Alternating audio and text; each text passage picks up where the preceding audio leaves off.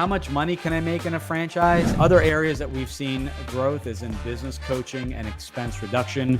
The restoration space has always been a favorite of mine. Home services is just continuing to grow. You're going to set up a legal entity with so many franchises. Don't assume that the investments are going to be the same, the roles are going to be the same.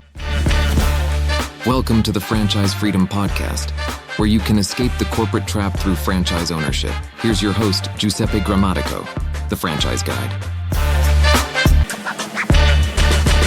Welcome back to the Franchise Freedom Podcast. I'm your host, Giuseppe Grammatico, your Franchise Guide, and we're picking up on our part 2 of our series of frequently asked questions and questions that we've been, normally getting on a daily and weekly basis. So we left off with, talking about what was the best franchise, and people ask me, okay, what about industries? Now, keeping in mind with industries, there are going to be certain industries, and you need to be careful with the industry. So why do I say that? With certain industries like cleaning, like painting, like restoration, the franchise company may have different requirements, different roles. And what do I mean by that? Well, one painting franchise may have you painting and physically doing the work and being more hands-on as an operator, whereas another franchise will allow part-time ownership and really have you managing a team and never touching a paint roller or a paintbrush. So just be careful when doing research, and that's where I'm able to help.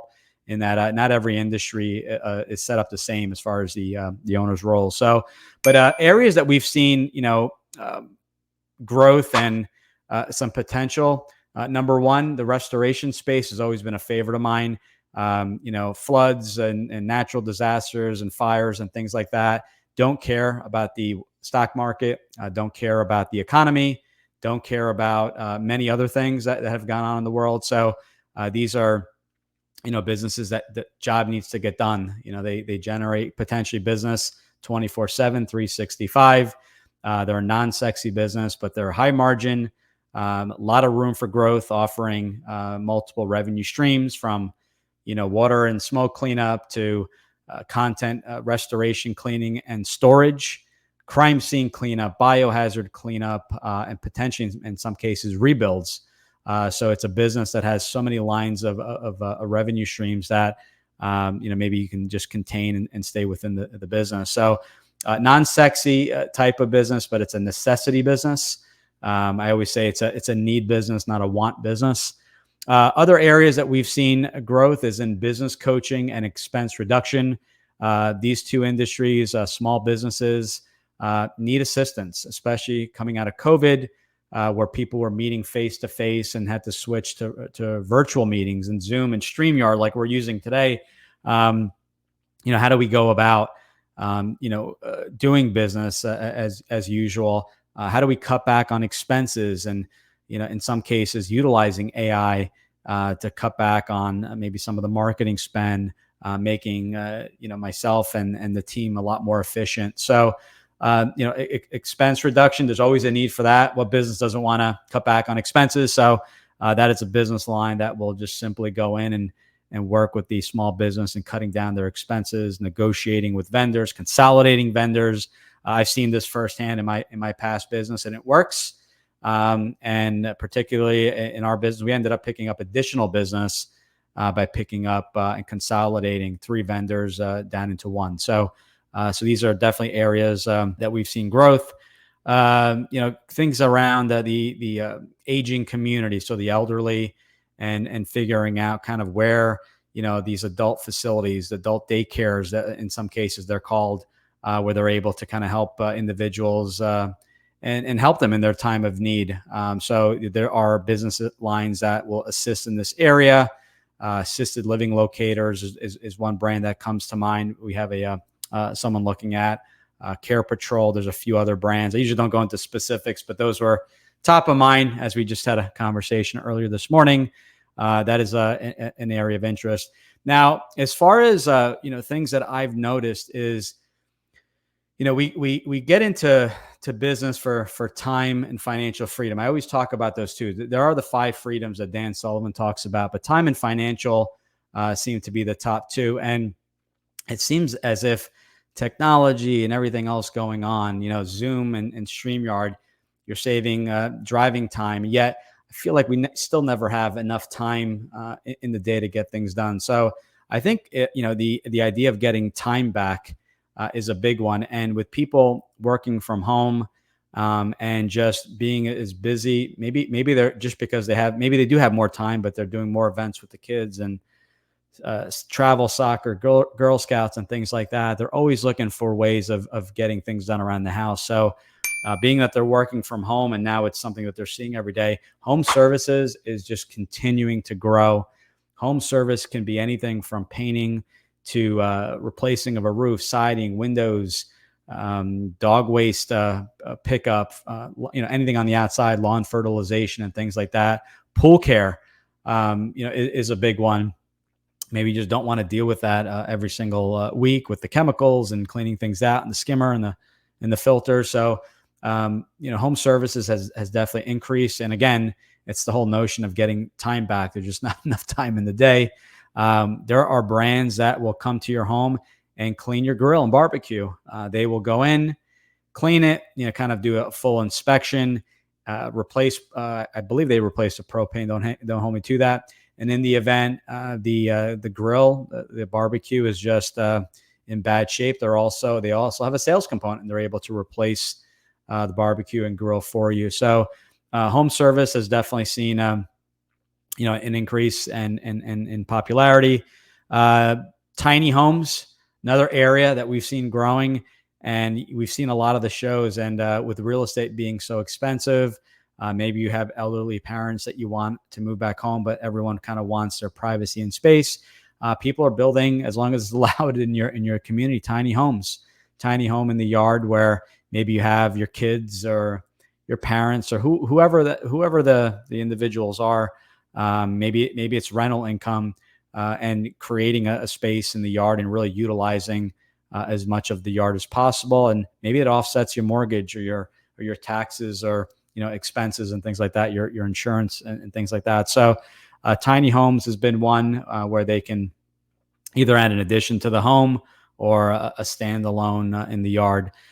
Fitness, and being what's the word, as efficient as possible. So we've seen a lot of boutique small group franchises in the fitness space, and then kind of taking it one level up. There are brands that are really help with expediting things. So cryotherapy, helping with just about inflammation, helping with weight loss, IV infusion treatments, really, again, speeding up recovery and things like that. The list goes on. Cold sculpting is another one. Different types of laser and light to help with recovery. So basically, a lot of these are around, anti-aging and things like that. So, but we've also seen, certain fitness types of concepts that utilize technology to decrease the length of your workouts. So there are companies that utilize, and I don't know the name of the tech off the top of my head, but suits that you wear that contract the muscles and are able to get a much more efficient workout in 20 minutes or less, which is equivalent to, I would say, maybe an hour-long type of workout. So again, fitness concepts where it's proprietary, you have to go to the actual facility, and you're able to cut back on the workouts themselves, down to 20 minutes, which is pretty damn doable, right? If 20 minutes a day, there really shouldn't be much of an excuse, given that short period of time. So those are some popular areas. Do I own the business with the franchise? Yes, it is your franchise. You're going to set up a legal entity. So it may be, ABC, LLC, Enterprises LLC, doing business as, and then the franchise name of Central New Jersey, that as an example. So you own 100% of it. Some people say, well, I pay a 5% royalty. Do they own 5% of the company? The answer is no.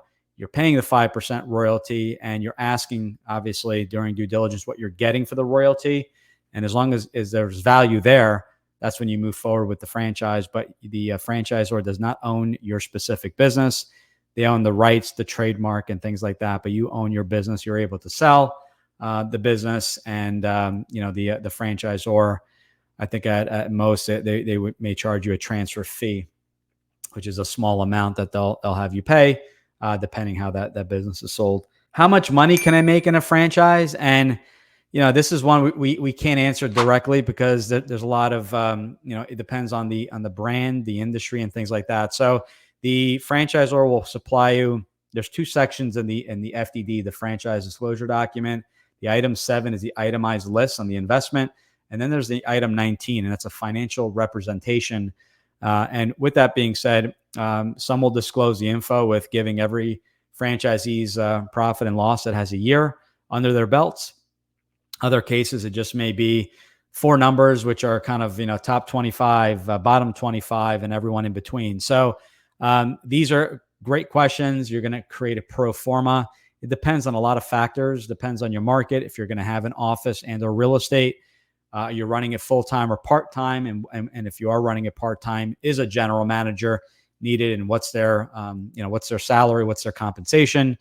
So those are going to be things to consider. Are you buying or leasing your vehicles if a vehicle or truck is needed? Or are you leasing? Are you renting? Same with the equipment. In some cases, you can lease the equipment. Going back to the vehicles, you could buy a used vehicle and cost you half the amount. So depending on how old the vehicle is. So there's a lot of factors there.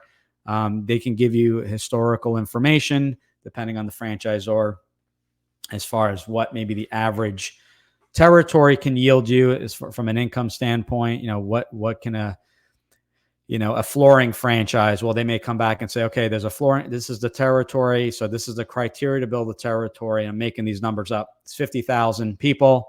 You are able to have 3 vehicles, 3 mobile showrooms in the area, and they're each able to generate X amount, 50,000 a showroom.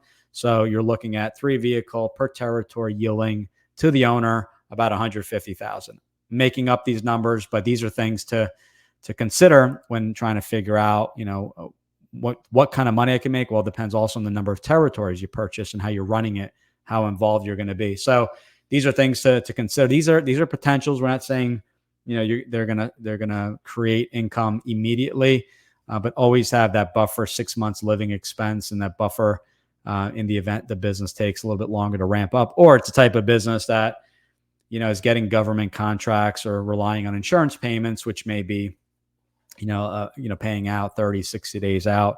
How long will my business take to get up and running? Again, it will vary on the franchise, but as long as it's non-brick and mortar and there's no office needed, many of them are up and running in 90 days or less.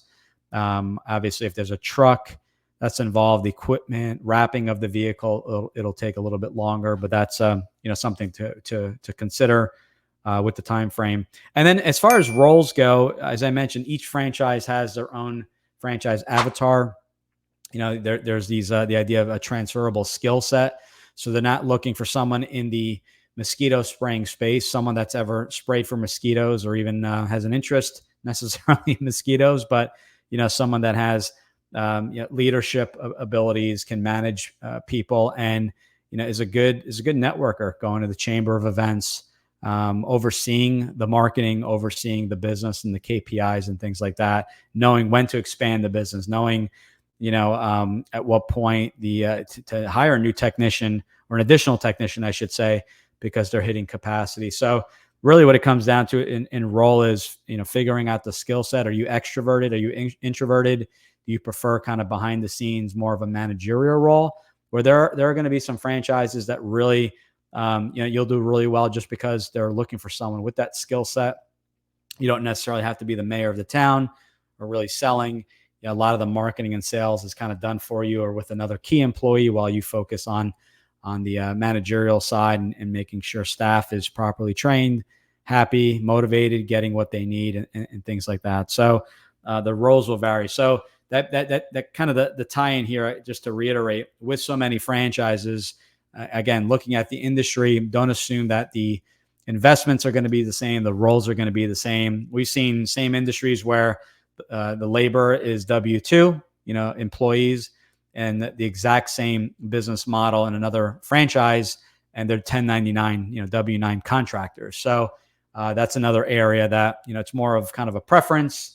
There's going to be pros and cons and differences to all. So it's not really what's the better business, but what's the better match for you. And if you kind of just change that mindset slightly, I think that'll be super helpful. So again, as we get these, I'm going to do occasional FAQ shows, but if you want to see some quick little snippets and videos I've done in the past, go to GG, the Franchise Guides /FAQ.